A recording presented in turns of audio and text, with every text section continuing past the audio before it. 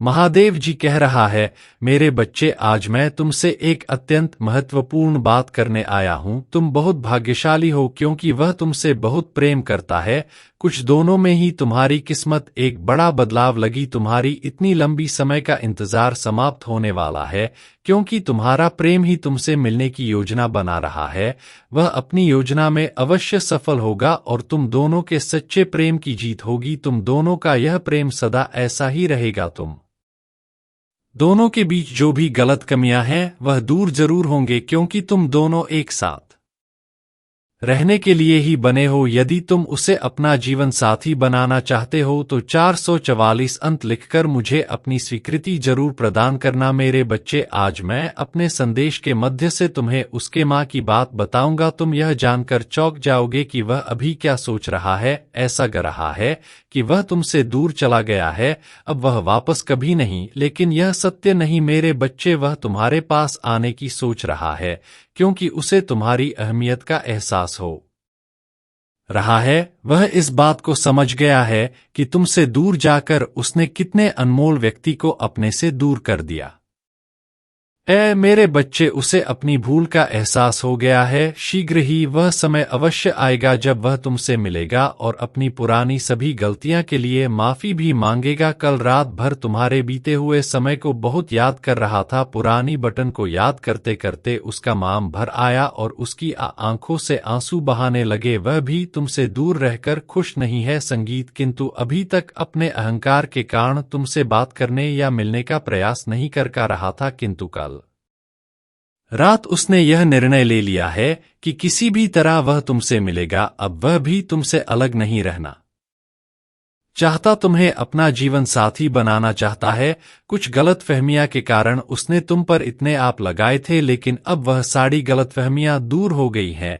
उसे अपनी भूल का एहसास है। अब वह एक पाल के लिए भी तुमसे अलग नहीं रहना चाहता। मेरे बच्चे, मैं जानता हूं कि तुम भी बहुत दुखी हो क्योंकि तुमने कभी नहीं सोचा था कि तुम दोनों के सुंदर रिश्ते को किसी की ऐसी बुरी नजर लगेगी। तुम दोनों के जीवन में एक ऐसा व्यक्ति है जो तुम दोनों के रिश्ते से चला है और उसने ही तुम दोनों के बीच गलत कमियां पैदा की हैं। लेकिन मेरे बच्चे, बड़ा व्यक्ति चाहे कितना ही बड़ा क्यों ना हो, वह अच्छाई को कभी हर नहीं सकता। और तुम दोनों का प्रेम तो इतना सच्चा है तो क्योंकि तुम हर मुश्किल का सामना कर सकता है। संगीत, मेरे बच्चे, तुम्हें मेरी एक बात माननी होगी। तुम्हें स्वयं ही उससे मिलने या बात करने का प्रयास करना होगा क्योंकि वह तुमसे मिलन चाहता है, बात करना चाहता है। लेकिन अभी उसके मां में यह शंका है कि तुम मुझे बात करोगे या नहीं, फिर से उसे स्वीकार करोगे या नहीं, और इसी दुविधा के कारण वह तुमसे मिलने की हिम्मत नहीं जुटा रहा। मेरे बच्चे, उससे तुम्हारी तरफ से कोई ऐसा संकेत चाहिए जिससे उसकी दुविधा दूर हो जाए। उसे कि किसी मध्य से कोई संकेत देने का प्रयास अवश्य करना। मेरे बच्चे, कभी कभी जीवन में ऐसा स्मार्ट है जब तुम्हें लगता है कि तुमने सबको दिया, तुम्हारी हर प्यारी चीज तुमसे दूर जा रही है, तुम्हें हर जगह केवल असफलता मिल रही है। परंतु जो ऐसी स्थिति में भी घर बनाए रखते हैं और निरंतर प्रयास करते रहते हैं, उनके जीवन में एक दिन बदलाव अवश्य आता है और उनके प्रयास की जीत होती है। मेरे बच्चे, इसी प्रकार तुमने भी अपने प्रेम को अपने के लिए बहुत प्रयास किया है। तुम्हारा यह कठिन संघर्ष सफल जरूर होगा। तुम उसे दिल से चाहते हो। मेरे बच्चे, तुम्हारे प्रेमी के मां में कुछ ऐसे सवाल हैं जो उसे बार बार विचलित कर रहे हैं, किंतु तुम्हारे द्वारा किया गए केवल एक संकेत से ही उसकी सारी दुविधा दूर हो जाएगी। मैं जानता हूं तुम उससे विवाह करना चाहते हो, उसे अपना जीवन साथी बनाना चाहते हो। तुम्हारी यह इच्छा अवश्य होगी, किंतु इसके लिए तुम्हें प्रयास करना होगा। यदि तुम्हें अपनी भोले बाबा पर विश्वास है तो तुम मेरे बताएं मार्गदर्शन अनुसरण करना और तुम दोनों का मिलन अवश्य होगा। मेरा आशीर्वाद तुम दोनों के साथ सदैव रहेगा। तुम्हारा कल्याण हो। अगर तुम मेरी बात से सहमत हो और मेरे बताए मार्ग पर चलना चाहते हो तो मेरी इस वीडियो को लाइक करके चैनल को सब्सक्राइब जरूर। वास्तविकता में मदद की आवश्यकता है। हो सकता है वह गरीब हो, लेकिन हमारा मन अपने लालच के वशीभूत होकर उसकी मदद कभी नहीं करेगा। इसीलिए किसी की मदद और किसी की सहायता करने के अपने विचार को विस्तार दो। केवल एक प्रकार के वर्ग के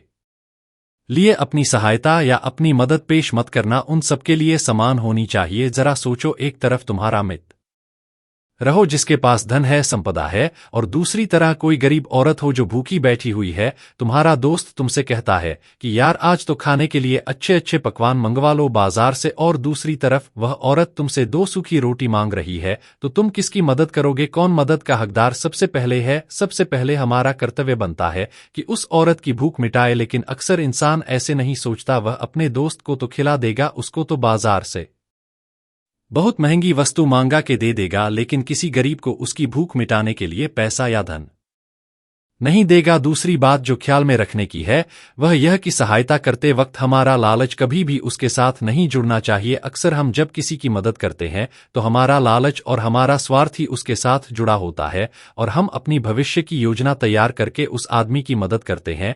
हम यह सोचते हैं कि अगर मैं इसका यह काम करूंगा तो भविष्य में यह आदमी मेरा वह काम पूरा कर देगा, और वह सहायता व मदद बिल्कुल भी परमात्मा के द्वार को नहीं खटखटा, क्योंकि वह लालच है। जाहिर है आप अपने आप को धोखा देने के लिए अपने लालच को एक सहायता, एक मदद का रूप दे रहे हैं। तीसरी बात जो ख्याल रखने की है वह यह कि अपने सामर्थ्य के हिसाब से दूसरे की मदद करो। कभी भी एक ग्रस्त आदमी को किसी की इतनी सहायता नहीं कर चाहिए जिससे कि उसका परिवार और उसके बच्चे कष्ट में जीवन बिताएं। सबसे पहला फर्ज हमारा होता है अपने परिवार को सुखी रखना, उनकी जरूरतें पूरी करना, और उसके बाद दूसरों की मदद करना आता है। लेकिन कुछ लोग दूसरों की मदद पहले करते हैं और अपने परिवार को तवज्जो कम देते हैं, जिससे कि परिवार में लड़ाई झगड़े आए दिन पनपते रहते हैं, और यह सब हम समाज में देखते रहते हैं अपने आसपास। अगली बार जो ख्याल में रखने की होती है वह यह कि अपना कर्म, अपनी जिम्मेदारियां पहले निभानी होती है। हम अपना कर्म, अपना काम छोड़कर पहले दूसरों की मदद करने के लिए चले जाते हैं,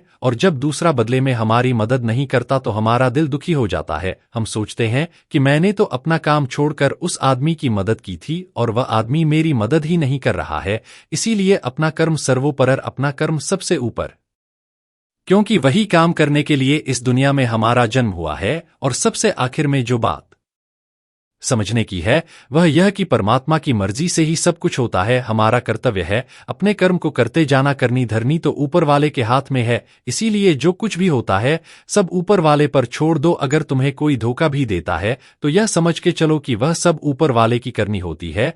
आप यह मान के चलो कि मैं करता नहीं हूं, मैं तो एक माध्यम हूं। करवाने वाला तो वह है, उसके सामने किसकी मर्ज चली। जब यह आस्था, यह विश्वास हमारे मन में पनपने लगता है तो हमारी सारी शिकायतें दूर हो जाती हैं, क्योंकि इस दुनिया में जो भी होता है अच्छे के लिए होता है, जो भी हो रहा है अच्छे के लिए हो रहा है, और जो भी होगा अच्छा ही होगा। चाहे हमारी बुद्धि आज वर्तमान में इस सिद्धांत को ना समझ पाए, लेकिन जीवन में कभी ना कभी किसी ना किसी मोड़ पर आपको जरूर यह एहसास होगा कि जो हुआ था वह अच्छे के लिए ही हुआ था। इसीलिए सारी शिकायतें दूर कर दो और बस अपना कर्म करते जाओ। अपने ग्रस्त जीवन को पूर्ण रूप से झीलो, और उसके बाद ही सन्यासी जीवन की नींव होती है। इसके बाद बौद्ध भिक्षु ने आनंद को कहा कि वापस अपने गांव लौट जाओ, अपनी बेटियों को वापस लेकर आओ, उन्हें पालो पोसो, अपने बच्चों को वापस लेकर आओ, दूसरी शादी कर लो, लेकिन बच्चों का पालन पोषण अच्छे तरीके से करो। यह सुनकर आनंद अपने बच्चों के साथ अपने गांव में वापस लौट आता है। गांव में किसी को खबर नहीं थी कि आनंद कहां पर गया हुआ था और वह क्या ज्ञान लेकर वापस लौटा है। लेकिन अगले दिन सुबह सुबह गांव वालों ने आनंद के चेहरे पर एक अलग ही चमक, एक अलग ही आभा पाई। भगवान शिव कहते हैं अगर अकेलापन है तो उसे एक वरदान समझो, क्योंकि परमात्मा ने तुम्हें खुद में सुधार लाने का थोड़ा अधिक समय दे दिया। अब मैं जो कहानी सुनाने जा रहा हूं आखिरी तक जरूर सुने। किसी गांव में एक बहुत ही ज्ञानी पंडित रहता था। एक दिन वह अपने बचपन के दोस्त से मिलने के लिए दूसरे गांव में जा रहा था। उसका वह दोस्त बचपन से ही गूंगा और एक पैर से अपाहिज था। उस पंडित के गांव से उसके दोस्त का घर काफी दूर था। वहां जाने के लिए बीच बीच में कई सारे छोटे छोटे गांव पड़ते थे। पंडित रास्ते में अपनी में चला जा रहा था। चलते चलते उसकी मुलाकात एक व्यक्ति से होती है। वह भी पड़ी के साथ चलने लगता है। उस आदमी को देखकर पंडित बहुत खुश हो जाता है। उसने सोचा चलो अच्छा हुआ, साथ साथ चलने से उसका सफर आसानी से कट जाएगा। बात की शुरुआत करने के लिए उस पंडित ने उस व्यक्ति से उसका नाम पूछा तो उसने अपना नाम धर्मराज बताया। पंडित को यह नाम कुछ अजीब सा लगा, लेकिन उसने नाम के विषय में कुछ और पूछना उचित। स्वार्थी यानी कि स्वयं का अर्थ, जो इंसान स्वयं का अर्थ जानना चाहता है,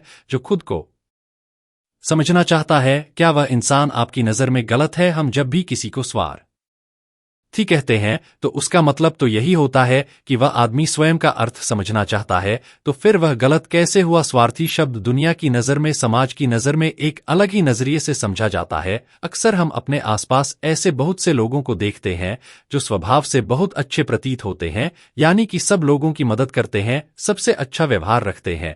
लेकिन इसके साथ हमने यह भी देखा होगा कि ऐसे लोग जो स्वभाव के अच्छे होते हैं, दूसरों की मदद करते हैं, वह दुखी भी ज्यादा रहते हैं, और जो लोग स्वार्थी होते हैं वह फलते फूलते चले जाते हैं। तो ऐसे में परमात्मा की सत्ता पर उंगली उठाना निश्चित है। लेकिन अगर यह सत्य है तो हमें कौन सा मार्ग अपनाना चाहिए? क्या हम भी दूसरों के जैसे बन जाएं? पता नहीं आप में से कितने लोग यह मानते हैं कि अच्छे लोग जीवन में बहुत दुखी रहते हैं, लेकिन इसके पीछे का सत्य क्या है? अगर हम इसके पीछे का सत्य नहीं जानेंगे, नहीं पहचानेंगे, तो कहीं ना कहीं हमारा अवचेतन मन भी बुराई की तरफ झुक जाएगा। इसीलिए अपने मन में ऐसे विचार पनपने से पहले इस बात की पूरी सच्चाई, पूरा निष्कर्ष निकाल ले, ताकि भविष्य में आपको अपने अच्छे होने पर पश्चाताप न हो, दुख न हो। आज की जो बौद्ध कहानी मैं आपको सुनाने वाला हूं, उसमें आपको 5 ऐसे तरीके पता चलेंगे जिसके माध्यम से अगर आप कर्म करते हैं तो आप अच्छे कर्म भी कर पाएंगे और दुखी भी नहीं होंगे। एक गांव में आनंद नाम का एक युवक रहता था। उसका भरा पूरा परिवार था। उसके 2 बच्चे थे, उसकी पत्नी थी, लेकिन उसके माता पिता इस दुनिया से चल बसे थे। इसीलिए पूरे परिवार की जिम्मेदारी उसी के कंधों पर थी। बच्चे अपनी पढ़ाई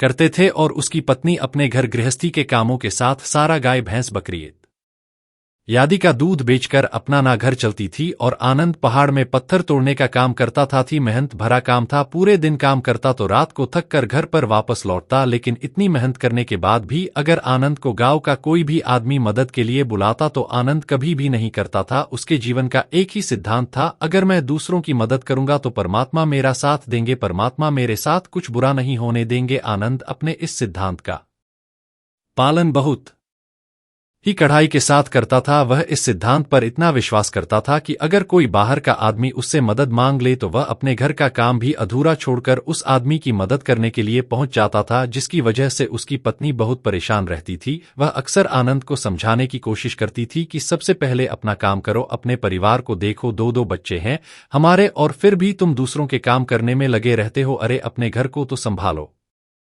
अपना घर संभाल नहीं रहा, दूसरों की मदद करने चले हैं। और जब ऐसी ऐसी बातें आनंद के कानों में पड़ती तो उसके हृदय में कांटा चुभने लगता था और उन दोनों में लड़ाई झगड़ा शुरू हो जाता था। अक्सर उनके लड़ाई झगड़े का यही सबसे बड़ा कारण होता था। लेकिन ना तो आनंद अपने आप को बदल पाया और ना ही उसकी पत्नी ने उसको समझाना कभी बंद किया। इसी वजह से आए दिन उनके घर में क्लश होता रहता था। जहां तक उस गांव वालों की बात थी तो वह आनंद के स्वभाव को जानते थे और वह जानबूझकर जो काम आसान भी होता था, जो उनके सामर्थ्य में भी होता था, उस काम के लिए भी वह आनंद को बुलाते थे ताकि उन्हें कम मेहनत करनी पड़े। कहने का अर्थ यह है कि गांव वाले आनंद की इस शिष्टाचार का फायदा उठाते थे, लाभ उठाते थे और सब पीछे से उसका मजाक उड़ाते थे, उसे बेवकूफ कहते थे। ऐसे ही समय भी तरह और एक दिन आनंद की पत्नी बहुत ज्यादा बीमार पड़ गई। आनंद से जो कुछ भी सेवा हो सकती थी उसने वह सब अपनी पत्नी के लिए किया। उसने गांव के वैद्य को बुलाकर अपनी पत्नी की जांच करवाई, लेकिन यह रोग उस वैद्य की पकड़ के बाहर था। इसीलिए उस वैद्य ने कहा कि तुम अपनी पत्नी को नगर में जाकर किसी बड़े वैद्य को दिखाओ तो